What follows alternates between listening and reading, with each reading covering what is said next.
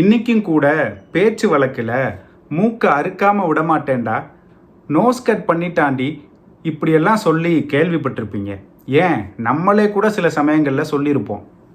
ஆனால் ஒரு காலத்தில் நிஜமாவே மூக்கை அறுக்கிற வழக்கம் இருந்துச்சுன்னு சொன்னால் நம்புவீங்களா? அது மட்டும் இல்லைங்க, பானிபத்து போர், கலிங்கத்து போர், தலைக்கோட்டை போர், இப்படி எத்தனையோ போரை பற்றி கேள்விப்பட்டிருப்பீங்க. மூக்கறுப்பு போரை பற்றி கேள்விப்பட்டிருக்கீங்களா? ரொம்பவும் கொடூரமான இந்த போரை பற்றி மற்றும் இதை சுற்றி இருக்கிற வரலாற்று சம்பவத்தை பற்றி முழுமையாக இன்றைக்கி பார்ப்போம். 13ஆம் நூற்றாண்டோட பிற்பகுதியில் ஹொய்சாளர்கள் காலத்தில் தொடங்கி இந்த கொடூரமான பழக்கம் மைசூர் சாம்ராஜ்யம் மற்றும் அதன் படைகளால் பின்பற்றப்பட்டது. அதாவது மூக்கை அறுக்கிற நடைமுறை ஒரு அச்சத்தை ஏற்படுத்தவும், ஆதிக்கத்தை நிலைநாட்ட அல்லது எதிரிகளை அவமானப்படுத்த ஒரு அடையாள செயலாக பயன்படுத்தினாங்க. இந்த நடைமுறை ஹொய்சாளர்கள் காலத்தில் தொடங்கி மைசூர் உடையார்களும் பின்பற்றினாங்க. கண்டீவர நரசராஜாவோட காலத்தில் இது ஒரு வழக்கமான ஒன்றாவே மாறிடுச்சு. இந்த பழக்கம் கிட்டத்தட்ட ஹைதர் அலி மற்றும் திப்பு சுல்தான் காலம் வரையிலையும் கூட தொடர்ந்து பின்பற்றப்பட்டுச்சு. ஆங்கிலேயர்களோட குறிப்பில் கூட இதை பற்றி பல இடங்களில் சொல்லியிருக்காங்க. அதோட மூக்கு மற்றும் மேல் உதட்டை சேர்த்து அறுக்கிறதுக்கு ஒரு பிரத்யேக ஆயுதத்தை வச்சிருந்தாங்கன்னு குறிப்பிட்டிருக்காங்க. இப்படி மைசூர் சாம்ராஜ்யங்களில் மூக்கை அறுக்கிற பழக்கம் நீண்ட நாளாகவே இருந்து வந்திருக்குங்க. நான் ஏற்கனவே சொன்ன மாதிரி இந்த பழக்கம் கண்டிவர நரசராஜா உடையார் காலத்தில் ரொம்பவுமே அதிகமாக இருந்திருக்கு. எந்த அளவுக்குன்னா, எதிரிகளை மட்டும் இல்லைங்க, வரி கட்டாத தன்னோட சொந்த மக்களுக்கு கூட தண்டனையாக மூக்கையும் மேல் உதட்டையும் அறுக்கிற வழக்கம் இருந்திருக்குன்னா பாருங்கள். மூக்கறுப்பு போரை பற்றி பார்க்குறதுக்கு முன்னாடி அன்றைய அரசியல் சூழ்நிலையை புரிஞ்சுக்கிறது ரொம்பவே அவசியங்க. 1565 தலைக்கோட்டை போரில் வீழ்ச்சி அடைஞ்ச பிறகு விஜயநகர பேரரசு தன்னோட இறுதி காலத்தை சந்திச்சுக்கிட்டு இருந்ததுங்க. பேரரசு துண்டாடப்பட்டதோட மன்னர் 3ஆம் ஸ்ரீரங்கன் தஞ்சை, மதுரை மற்றும் செஞ்சி நாயக்கர்கள் மற்றும் வளர்ந்து வர்ற மைசூர் உடையார்கள் மற்றும் பிஜப்பூர் சுல்தான்கள் போன்ற பிற பிராந்திய சாம்ராஜ்யங்களிடையே உயிர் வாழ்வதற்காக போராடுற நிலைக்கு தள்ளப்பட்டுச்சுங்க. ஹம்பி உட்பட மேற்கு பகுதிகளை முற்றுமாக இழந்து வீழ்ச்சியில் இருந்த விஜயநகர பேரரசு சிதறிய பிரதேசங்களை, குறிப்பாக தமிழ் பகுதியில் நாயக்கர்களுடைய பகுதிகளையாவது தக்க வைக்கிற நோக்கத்தில் 3ஆம் ஸ்ரீரங்கன் வேலூர் கோட்டையை மட்டுமே தன்னுடைய கட்டுப்பாட்டில் வச்சிருந்தார். அதே சமயம் மதுரை, தஞ்சாவூர் மற்றும் செஞ்சி நாயக்கர்கள் இந்த சமயத்தை பயன்படுத்தி விஜயநகர கட்டுப்பாட்டிலிருந்து முழுமையாக வெளிவரணுங்கிற நோக்கத்தில் காய்களை நகர்த்தினாங்க. பிஜப்பூர் சுல்தான்கள் ஒரு பக்கம், மைசூர் உடையார்கள் ஒரு பக்கம் கிடைச்ச வாய்ப்புகளை பயன்படுத்தி தங்களோட ராஜ்யத்தை விரிவாக்கம் பண்ணணுங்கிற உத்வேகத்தோடு இருந்தாங்க. இந்த சமயத்தில் திருமலை நாயக்கர் முயற்சியில் மதுரை, தஞ்சாவூர் மற்றும் செஞ்சி நாயக்கர்கள் பிஜப்பூர் சுல்தானோட கூட்டணி அமைச்சு விஜயநகர மன்னன் ஸ்ரீரங்கனை எதிர்க்கவே ஸ்ரீரங்கனுக்கு உதவியாக மைசூர் உடையார்கள் களமிறங்கினாங்க.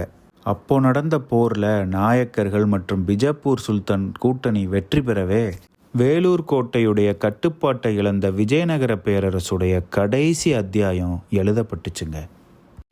இந்த போருடைய தோல்வி மைசூர் உடையார்களை கடும் கோபம் கொள்ள செஞ்சதோட மதுரையை தாக்க தக்க சமயத்துக்காக காத்திருந்தாங்க. பொதுவாகவே பல்வேறு காலகட்டத்திலையும் மைசூர் சாம்ராஜ்யத்தோட அரசர்களுக்கு மதுரை மீது ஒரு கண்ணு எப்பவுமே இருந்துச்சுங்க.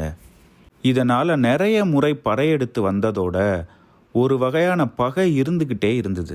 இன்றைக்கும் கூட தென் மாவட்ட வட்டார வழக்கில் தொடர்ச்சியாக நச்சரிக்கிறவங்களை சரியான முசராம்படையாக இருப்பான் போலன்னு சொல்கிற வழக்கம் இருக்குது. அதாவது தொடர்ச்சியாக படையெடுத்து வந்த மைசூர் படையை குறிக்க மைசூராம்படைன்னு சொல்லப்பட்டதே பின்னாளில் மருவி முசுராம்படைன்னு ஆயிடுச்சு. 1656 தளபதி கொம்பையா தலைமையில் மைசூர் படைகள் மதுரை நாயக்கர்கள் கட்டுப்பாட்டில் இருந்த சத்தியமங்கலத்தை தாக்குனாங்க. அந்த சமயத்தில் யாரும் நினச்சி கூட பார்க்க முடியாத கொடூரத்தை மைசூர் படைகள் அரங்கேற்றினாங்க. அவங்க ஆண்கள், பெண்கள், குழந்தைகள் என கண்ணில் பட்ட எல்லோரையும் தாக்குனதோட அவங்க மூக்குகளை மேலுதட்டோட சேர்த்து அறுத்து ஒரு சாக்கில் கட்டி அதை அரசரோட பார்வைக்கு அனுப்பி வச்சாங்க. மைசூர் படைகள் முன்னேறி ஒவ்வொரு ஊராக கடந்து மதுரையை நோக்கி முன்னேறிக்கிட்டு இருந்தாங்க. இந்த திடீர் தாக்குதலை சற்றும் எதிர்பார்க்காத திருமலை நாயக்கர் பாதுகாப்பான இடத்துக்கு பதுங்க வேண்டிய கட்டாயம் ஏற்பட்டுச்சு. இந்த சமயம் திருமலை நாயக்கர் தன்னோட முதுமை காலத்தில் இருந்தார். மேலும் உடல்நிலை குன்றி இருந்தாருங்கிறது கவனிக்க வேண்டிய ஒன்றுங்க. இந்த சூழ்நிலையில் திருமலை நாயக்கருடைய மனைவி ஒரு அவசர ஓலையை ரகுநாத சேதுபதிக்கு அனுப்பி உதவி கேட்டாங்க. இந்த சமயம் மைசூர் படைகள் கிட்டத்தட்ட திண்டுக்கல் வரைக்குமே முன்னேறிட்டாங்க. கொஞ்சமும் தாமதிக்காத ரகுநாத சேதுபதி நாலுக்கோட்டை சீமையோட தலைவர் மதியாரழகத்தேவர், படமாத்தூர் சீமை தலைவர் பொய்யாரழகத்தேவர் ஆகியோரோட தானும் தலைமையேற்று 25,000 படை வீரர்களை திரட்டி மதுரைக்கு வந்தார்.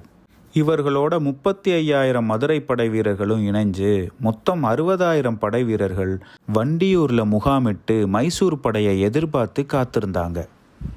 முன்னேறி வந்துக்கிட்டு இருந்த மைசூர் படைகளுடைய தளபதி சேதுபதி மற்றும் மதுரை படையை பார்த்ததும் தங்கள் படைக்கு பலம் குறைவாக இருக்குங்கிற சந்தேகம் வரவே கூடுதலாக படைகளை அனுப்ப சொல்லி மைசூருக்கு தகவல் கொடுத்தாரு. மேலும் மதுரை படையில் இருந்த ஒரு பிராமண தளபதிக்கு லஞ்சம் கொடுத்து சண்டையை தொடங்க விடாமல் தாமதிக்க சொல்லி ஏற்பாடு செஞ்சார்.